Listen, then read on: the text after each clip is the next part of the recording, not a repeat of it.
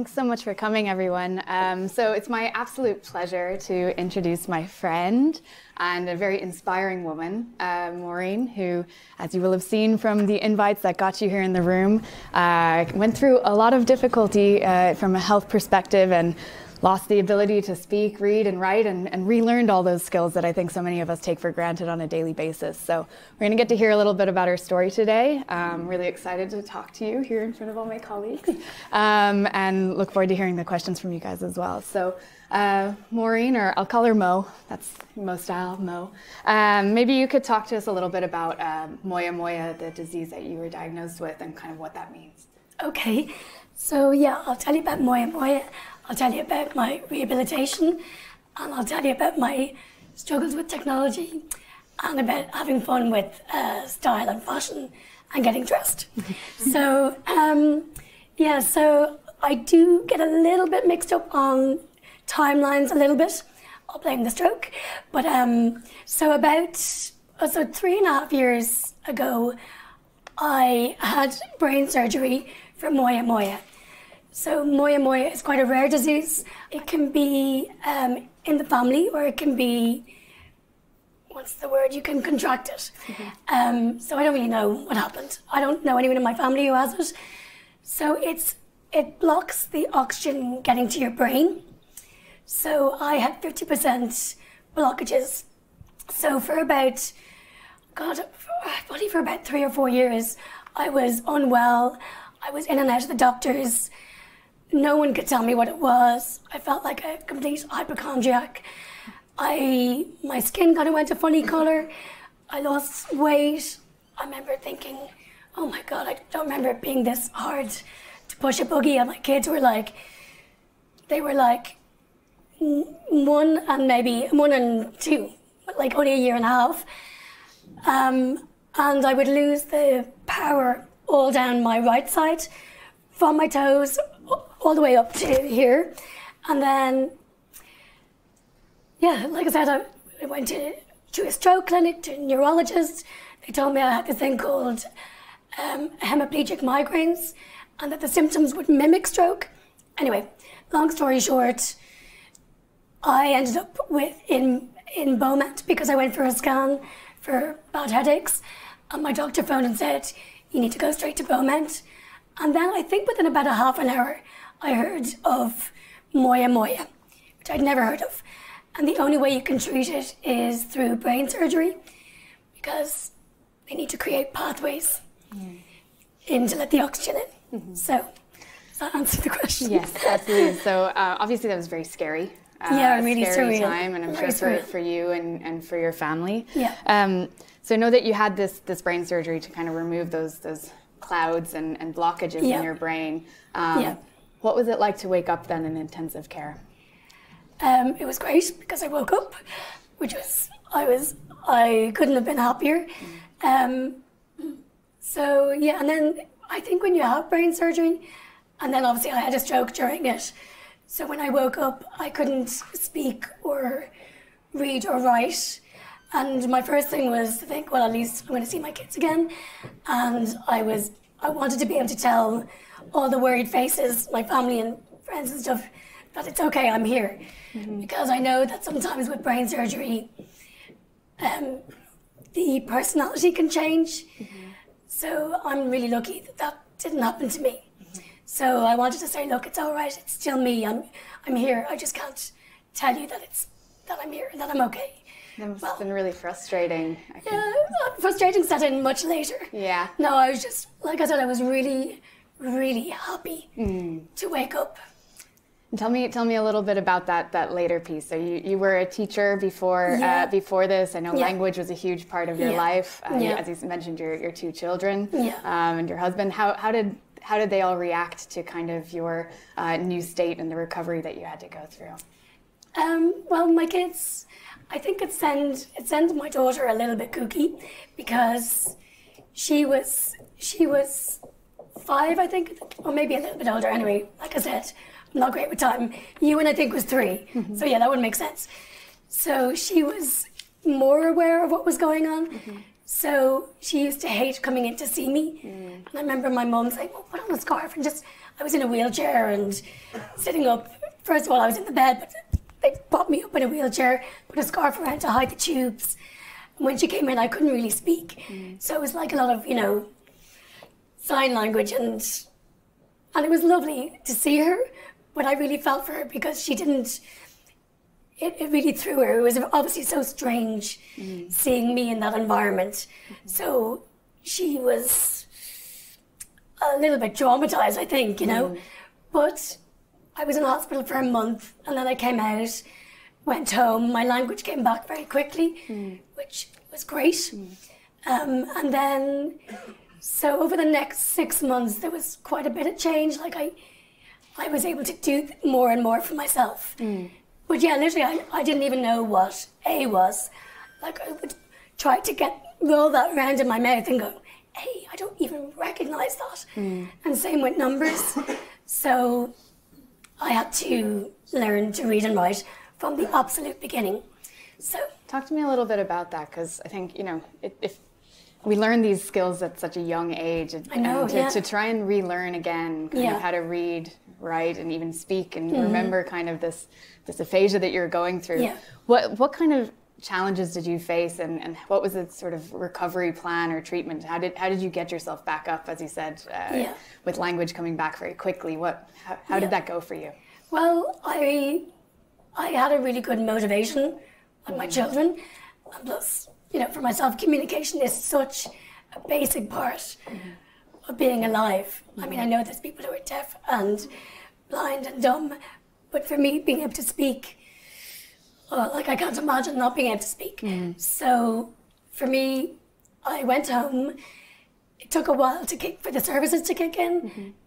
Quite frustrating, and took longer than it probably should have. But we hired a tutor to come once a week, or every day, I can't remember. And then, other than her, was my mum. Helped me every single day. We do like an hour and a half. And that was quite tiring because at the beginning I used to have to sleep for like 3 hours on end. It was exhausting. But I was very motivated. So, and then I ended up in Bagot Street, speech and language. So I used to attend there once a week for like an hour. I'd get homework, I'd come home and do that. So back in school? Back in school, yeah. Yeah. And after being a teacher, and that was my job. Yeah. To help people to read and write. Alongside your kids again, right? So when you're thinking about that, then I know that you now rely on certain technologies and so forth. We've had a week this week in Google. It's called Accessibility Week. As a company, we're really trying to make sure that we design products that work for everyone, no matter what their ability or disability. And I know that that's been an important part of kind of your getting back up to being able to text me about this. Yes. And maybe talk to us a little bit about what you're using and how that's gone. And okay, so after about a year, I kind of realized that my brain was going a bit faster than my actual reading and writing ability. Like I can read and write, but I can't do it for pleasure. And so it became obvious that I needed some more technology assistance. So I got in touch with the NCBI, the people who work for the blind, and they were amazing. And I did feel a little bit of a fraud because I'm not blind, but they were really good. And they said, yeah, no, that's okay, we'll help you. So I went into them and they helped me with KNFB Reader is the thing they used, and Seeing AI. So they're the two things I really got from them. And what did they do? So a KNFB Reader, you can take a photograph of text and it reads out to you. Seeing AI does pretty much the same thing, same book. And then I got a smartphone, so I'm not very good at technology when it comes to technology, which is quite funny because I'm so reliant on it now. But like names of things I might forget. So like my phone will, it'll speak to me. I can press a button and it'll speak to me. So when I'm reading text, if I'm not too tired, I'll just do it myself. But sometimes I'm tired and there's too much information, so it'll just read it out to me. And then I can use the speaker on it to dictate texts and emails and things. So they're the things that I kind of use the most. I have a long list of things that I would like to be able to do, but maybe tell us a little bit about that. If you had a wish, we do have some programs like Google Translate and stuff that do a lot of the things that sound like you were working on with the Council for the Blind. But if you had a wish for technology for somebody like you that's struggling with the language piece again, what would that be? Well, when I was thinking about this, I was like, what I really want is a virtual personal assistant. For me, because I'm a personal stylist, so I style men and women. So I go and do wardrobe analysis in people's homes. We do in-store shopping, but I would love to be able to do online shopping, and I'd love to, I'm sure there is technology out there, but I don't know about it. So I'd love to find out more about that, or maybe something that could read my scrawling text, my writing. So, like things like that. Yeah, just things in general that will help kind of guide you through processes or maybe a dedicated system that will actually help people with disabilities like mine. Maybe they exist. I don't know. Yeah, I think there's lots of people working on things, and they're not always discoverable. And then they're not always fit for purpose either. So I think there's obviously a lot of challenges. You were talking a bit earlier about kind of the support that you got from your family, and kind of the frustrations that you were feeling. Did you ever at any point feel or observe that there kind of were stigmas or people were reacting differently to you because of your disability? For me, not really. I think because you can't see, it's not immediately obvious. So it's a little bit of a hidden one. So I think I haven't really experienced the stigma thing. I mean, I have stigmas, but I haven't been treated differently. But I guess sometimes, like, I remember when I used to go on the bus at the start, and I'd be like counting at my coins, and I'd be like, Jesus, and I'd be like, why is this girl so slow? Like, because you can't see it, so you just have to always be aware that when you're dealing with somebody, that there might be issues. And even if you don't have a disability, I mean, we all have good days, bad days, so just be generally aware, Is that what you... Yeah, no, definitely. Yeah. And I think you were saying as well that there were days of frustration with yourself. It may not be visible for other people, but you knew what was going on, that you weren't as quick as things that you used to be. I know the ins and outs of what is broken and what's not broken. Because I had to do a lot of tests, and it made it really clear. And when I first did that, I really struggled. I had to do like 3 weeks of testing. I was kind of like, oh my God, those parts of me are so broken, and these parts are not. So it took a little while to kind of come to terms with those. But then I think knowing your strengths in life and your weaknesses is really important. So then at least it gives you the power to use the bits that you are good at, and, seek help for the ones that you're not. So I think that's kind of a life lesson for everyone, I think. Yeah, I think that's a really good one. And I was thinking about you and how I would react to something like that. And I can just imagine that there are those really dark days when it's like, I'm just so frustrated with myself. How do you build yourself up when those things happen? I think resilience-wise, I think I'm good. But I kind of, I'll have days and I'll be like, oh God. But I pick myself up pretty quickly. I don't know if that's my personality or it's also I don't have a choice. But I think that's my nature as well. It's just a little bit of the fighter thing. What are you going to do? You're going to sit back and be overwhelmed? Not what I want to do. No. If you were thinking about that, obviously you've been through a lot of adversity personally. If you're thinking about kind of like life lessons more generally that you've learned or from kind of going through and bouncing back, that you would like people in this room to take with them, what might you suggest? Well, I think I was surprised by... I would have been kind of shy enough, and growing up, and I would have been quite... I wouldn't have really have wanted to draw attention to myself, but I think when something like this happens, but even if it doesn't for people, if you don't ask, you don't get. If you don't put yourself out there a little bit, like step outside of your comfort zone, I think is really important. And like never stop learning, never stop taking on new challenges. I mean, it can only be good. You can only learn more about yourself, I think. Yeah. I think it's a great lesson, and I know for you, so I want to talk a little bit about your reinvention and success as well. So, you know, having been a teacher before, obviously going through this this challenge in terms of losing a lot of your capabilities, you couldn't keep teaching for obvious reasons. I didn't actually want to. Well, that was probably convenient then. Yeah, it was. Maybe strokes are never convenient. But let's talk a little bit about how you kind of went through this reinvention and kind of found a new passion and a rebound for yourself, and set up a whole business that's going very well. You can see your amazing news articles here. So I guess not immediately when I woke up, but I think because it was such a major thing, I just immediately thought, you know what, life is for living. That's my new motto, life is for living. Don't wait, don't sit around, just enjoy the moment. So for me, I've always been quite creative. Like I done lots of art classes. Fashion is a real love of mine.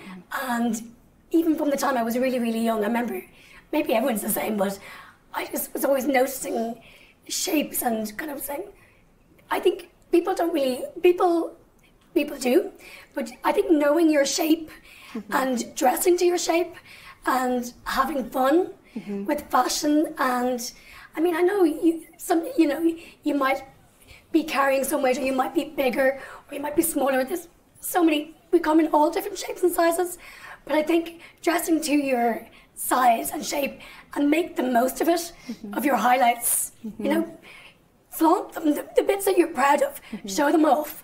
And it can be, like for me, it can be as simple as putting on a colour that makes you feel good, or lipstick or earrings. Like, I'm a big fan of earrings and accessories.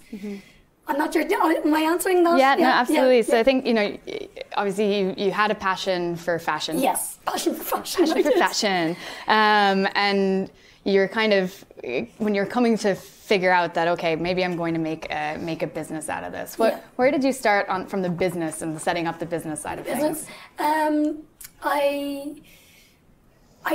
One thing that I learned, or I realize even more now, or maybe it's just for me, but I think we are social creatures, and I wanted to be useful. So I started coaching gymnastics. My daughter does gymnastics. So that was my first step. And then second step, when I got a bit more confident, I asked my sister to write a letter for me to Dress for Success. They're a charity, right? Yeah, you know, and they help women get back to work.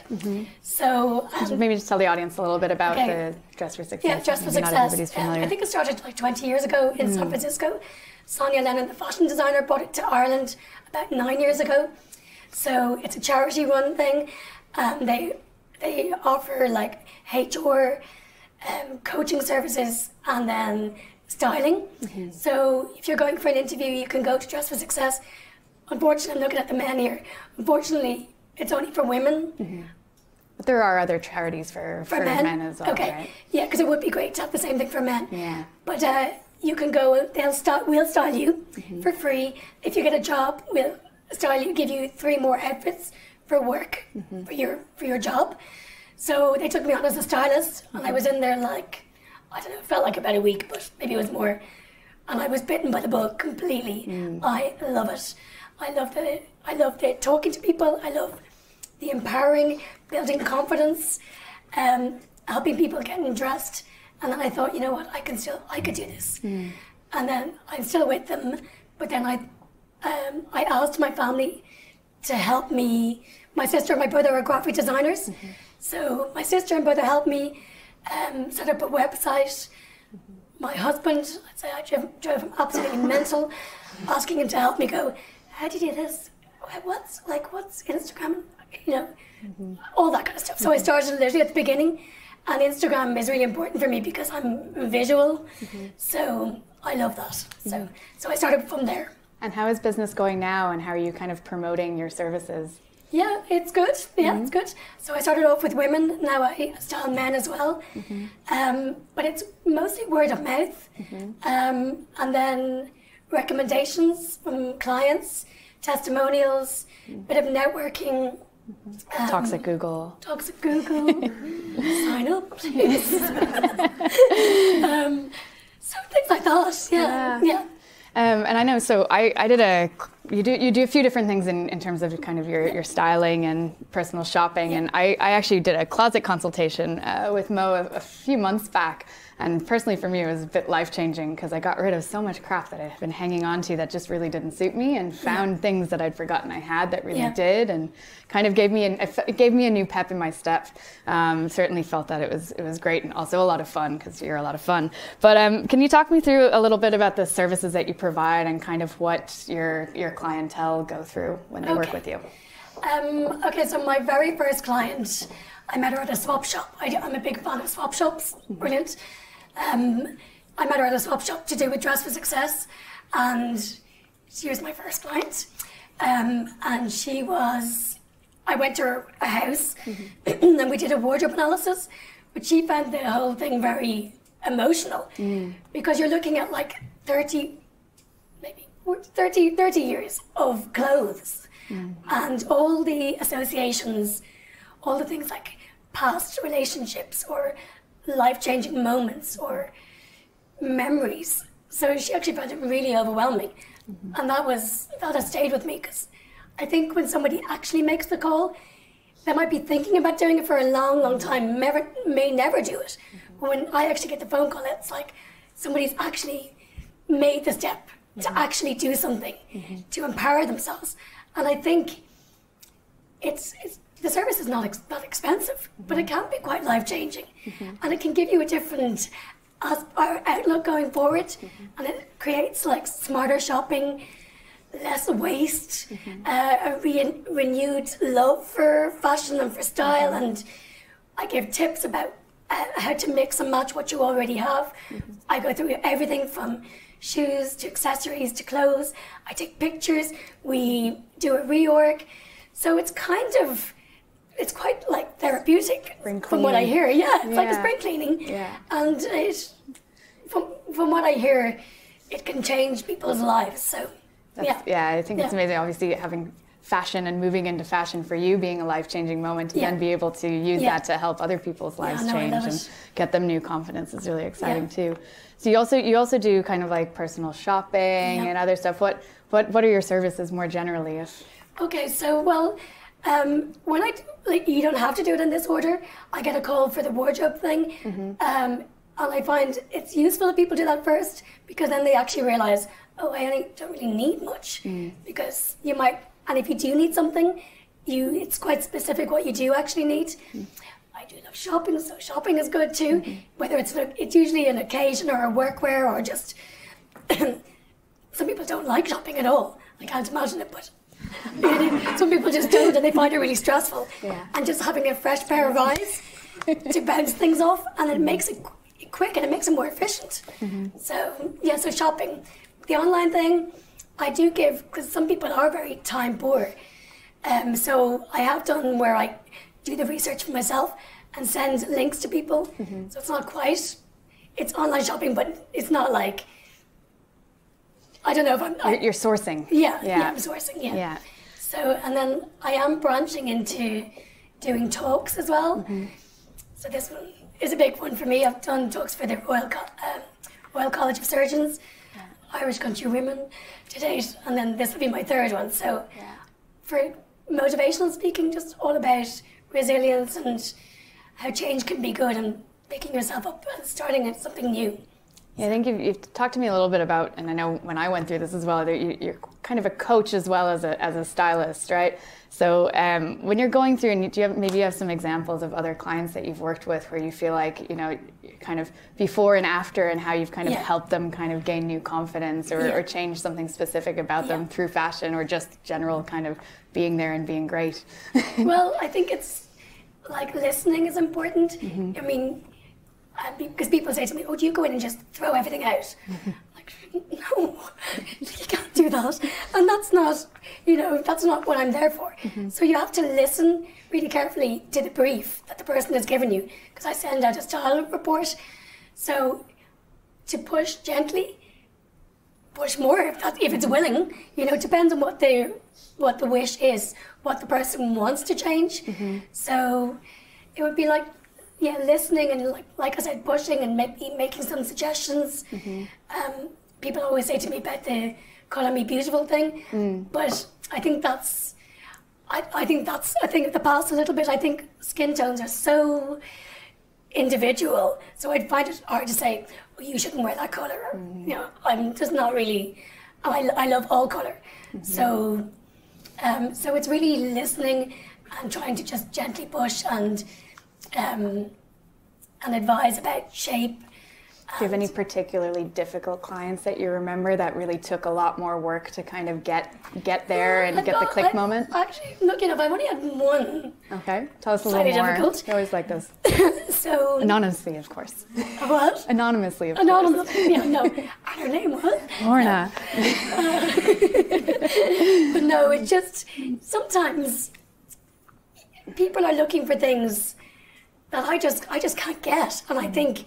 If I don't think that you absolutely shouldn't wear it, I'm not going to say to you, oh, here's exactly what you're looking for. If I think that what you're looking for is something that I would never recommend. So that's happened to me. And I'm thinking, I couldn't just say, I'll source you that and it'll look great on you, because it wouldn't. And so I didn't. I tried to find ways around it. So I found that a bit tricky. Yeah. You kind of, that sequin mini dress is not appropriate for work kind of conversation. Like that, I can see how that could happen. And so maybe then, if you're thinking, there's a bunch of people in the room here who are either very interested in moya moya or very interested in fashion, or hopefully both now. When you're thinking about kind of individuals developing their own personal style, and you were talking about the style survey and report that you send out, like what are the things that people should think about in terms of developing their own style and their own voice? Be conscious of the bits that you like and the bits that you don't, and make the most of the things. And I think fashion, it should be fun. It should be like, no matter whether you like it or not, but we all have to get dressed every day and go out. And you're presenting yourself to the world, whether you want it or whether you just you want to be invisible, you have to do it. So it can be as simple as just a necklace or a scarf or something, because people are going to be watching and they're going to be judging you. It's a terrible word, isn't it? Like judging, feel like you're being judged. But it can be a bit scary, but I mean, we're all just visual people, we're all humans. So you're always going to notice if someone's in a good mood, or someone's hiding, if someone's smiling, so I think it's important to try and have fun with it. If you find the fashion that makes you feel fun, then the confidence gets exuded. Or sexy, or whatever it is you want to feel. Yeah. I think that's all my questions, but we do have quite a full house here. So I do want to open things up to the audience to see if anybody has any questions for you about your journey, about your business, about fashion tips or otherwise. Hi, thanks very much, Mo. I'm Tony. That was really great. I feel very ashamed to say, but I don't like shopping, and clearly don't care about fashion. I'm wearing a hoodie that I got from work 5 years ago. I'm really curious about how you balance when you're working with clients who are maybe more interested in the functional element versus kind of the fashion side. Absolutely, yeah. And specifically, I suppose, thinking of myself here, this is like free consultation. No problem. Also, there's a piece around, you talked a little bit about it, and it's very prominent in the news now around fast fashion and folks just going out and saying, oh, I'm going to go buy something for tonight and never wear it again. So I'm really eager in that. And so I'm interested in the function piece, and also trying to be a bit thrifty and frugal, as well as not contributing towards some of the problems we have around fast fashion. Yeah. So I'm a big fan of swap shops and charity shops. I do like vintage things. But the thrifty thing, if I was working with you and you gave me, this is your guideline, I would be trying to figure out functional items that's not going to make you feel like you're in a clown suit, or that you're not yourself. You have to feel like yourself. You have to feel yourself on a good day. You want to feel like yourself on a good day. So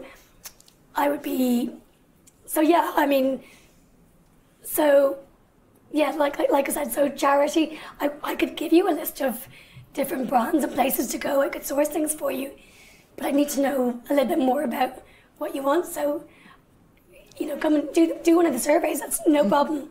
And they're free, those surveys. Yeah, they're cool. You go in and you kind of identify, okay, am I a classic dresser? Am I a modern dresser? Am I a minimalist dresser? And I had no clue. I'm like, I'm schizophrenic. Yeah. But then, you know, Mo was able to help me actually source through that and figure out, okay, here's how you make your functional wardrobe with the stuff that you already have in your closet as well, right? So I think that was really important for me. But similarly, does that answer your question? Well. Does it? Yeah. So. Hi there. Thank you so much. That was incredible in terms of what you've been through, and you are so optimistic. My name's Laura. So I have a question around emotional dressing. So my husband gives out to me a lot because I'm an emotional dresser, as you can see. I imagine when you're doing consultations with people, it can get quite personal because the way people dress is also how they feel about themselves and an esteem point of view. Yeah. How do you manage that? And how do you manage to not cross over into being somebody's like crutch or having a bit of a therapy session? Or is that something that you kind of, it just comes with the territory? I think it comes with the territory. I mean, I don't end up having massive ones, but I'm listening and I'm very sensitive to people's needs and their feelings and things. So, and I like that. I like the psychology of it. Now, I'm not this like, you know, come and cry on my shoulder kind of person. I mean, if people want that, I could direct them, you know, but that's not what I do. But I can listen. And you pick up on the cues. And emotional dressing, that's something I can totally relate to that. I think everyone does that. Unless, I mean, who doesn't do that? And, you know, I think, because people often say, but sure, where would I be going in that? I'm like, well, it doesn't matter where you're going. Go to the shop in your lovely skirt or your, like, heels. I mean, so I think, like, just try not to hide too much, and like, you know, so if I was with you and I felt like you were hiding and not showing yourself a bit, be giving like a little gentle push to try something new, or, you know, you're wearing a scarf. That's more cold. That's cold. Okay. Cold and comfortable. Yeah. And comfort is so important. I mean, I don't want people to be scared to come, and I think that must be on people's minds. They're going, oh, who's this person? And God, you know, she's gonna boss me around. I want, and that's why a lot of my clients come from people meeting me and go, oh, okay, she's okay. And so I think it is a big step. It is a big step. Hello, thank you so much for the speech, really nice. I would like to know if you did some study or something, just, okay, so you had the creative part and everything, but did you learn from someone, from somewhere? Because it's really hard to manage, okay, this is the style you should have, and to as well manage the psychological part. So how did you learn all of that? Is it all from you, or did you take some courses, or? No, I didn't take courses. I guess listening is something that I've always loved doing. And when I was working with Dress for Success, Sonia Lennon, she's an Irish designer, and I did go and speak to her and said, Sonia, like, should I be doing a course? She was saying, no, not really. If you have an eye, you have an eye. So you can go and study it, but if you have it and you have it, then, so I didn't have to actually study anything.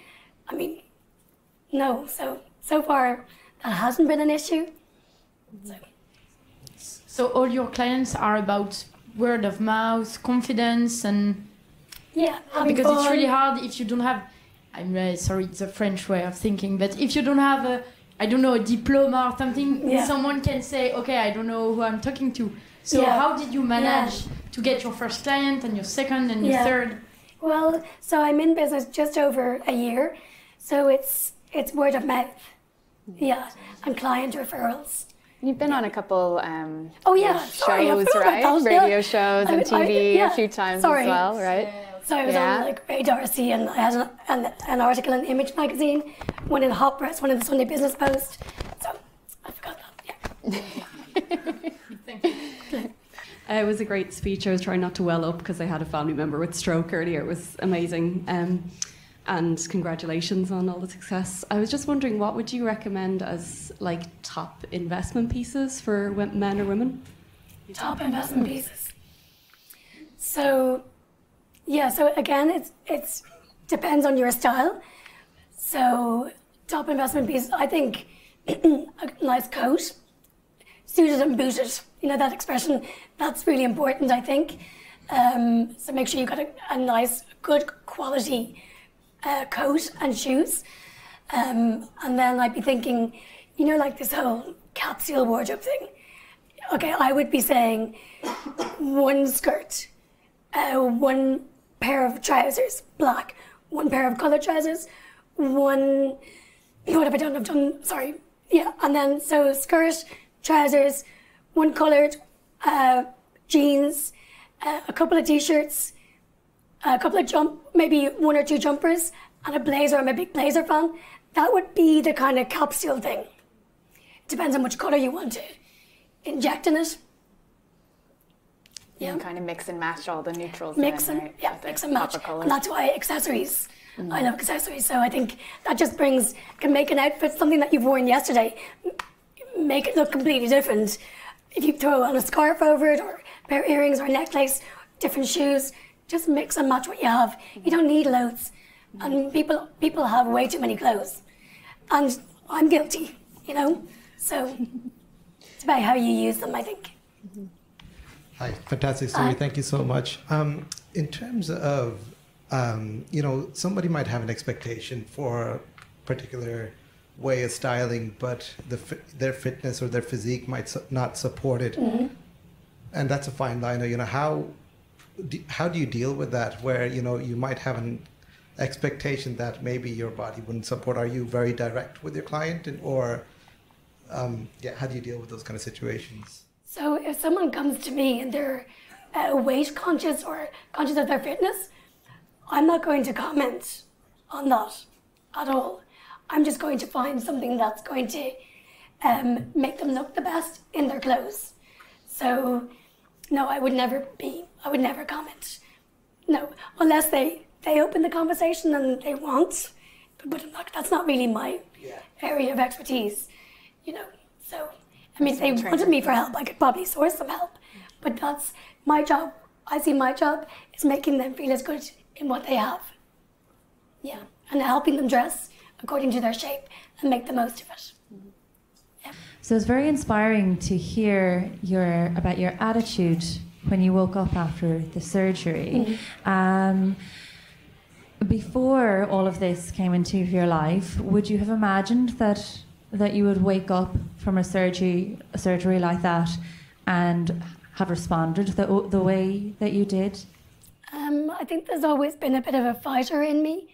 I'm not sure I would have been brave enough to embark on this without the absolute huge nudge to do it. If this hadn't happened, I'm not sure I would have done it. I do regret that I didn't follow my instinct a bit more when I was younger. Academically, I was fine, but I always wanted to be a personal stylist. I actually wanted to be a fashion stylist, and I almost went for it, but I kind of chickened out. So, but in my opinion, nothing that you do in life is a waste of time. You learn from everything. All the skills are transferable. They create the person that you are now, so keep learning. And I suppose you've learned then that the next time that you feel a nudge to do something, you've learned your lesson about thinking, I can't do that. Yeah. Cool, thank you. There's no cats anymore. No. Hi, I'm Anna, and I'm part of the disability group that we have here in Google. And it's very interesting, you know, your story. Thank you so much for sharing. And we know that the statistics say that 1 in 4 people during their life will experience some kind of disability. And during this week, we saw how kind of scared, of course, we are that one day we might be the ones. And I think it's very difficult as well for us to know how to support people who have gone through some kind of maybe an illness. And one thing that I think we see in Google, that many people go on sick leaves, be it physical or mental health related sick leaves. And I'm not sure we always know what's the best way to support our colleagues and friends and when they are coming back. So based on your experience, what would be your advice, or what were the things that, let's say, your friends or colleagues, ex-colleagues were helping with? Yeah, no, it's a really good question. I hope I'm not deviating too much, but so my husband lost his brother about 4 years ago, and I was quite shocked a little bit by, I found it a little bit surprising that people were just really awkward. They didn't know what to do. And so they wouldn't ask. And I found that kind of a little bit hurtful. And at the same time, you kind of go, and now I understand that people don't always know what's the right thing to do, me included, you know? So I think you can never go wrong with asking somebody. If they don't want to talk, that's fine. But at least you've asked, how are you feeling today? Like, how are you doing? Like, you seem a little bit down, or whether it's mental health or illness or something, I don't think you can ever go wrong by asking. They won't talk if they don't want to, but at least ask. Hi, I'm gonna flip the question that she asked, more for myself. When you've come back from, life-changing surgery, and you used to be such a, strong, resilient person, and, do everything by yourself, and you begin to realize that there's so many things that you need that you can't do for yourself. How did you get round to asking for help? I didn't really have any choice. I just didn't have a choice. I just had to. So, that's the way it was. And then I think you probably get better at asking for things just because you have to. And most of the time people are willing to help, but I don't want to be this person that they're like, oh God, there's Mo's bringing me again. What does she want this time? I don't want that. So it's really hard. It's an ongoing thing. It's like, oh God, I don't want to have to ask, but I just do. So I usually ask if I really have to. Yeah. And then for people with, you said you're somebody in your family had a stroke. So tapping into the resources available. There's a lot of free resources, but in Ireland it's not that hard to find them. It's really difficult to actually find them. But, so again, I don't have the answer for that, but I had lots of supports. I had people fighting for me and doing those things for me. So having people to ask is really important too. Thank you guys, really great questions, and thank you, Máirín, for being so vulnerable and open with us and sharing your story. I think I'm certainly still inspired, and I think you've inspired a lot of people in the room here. So let's give Máirín a round of applause.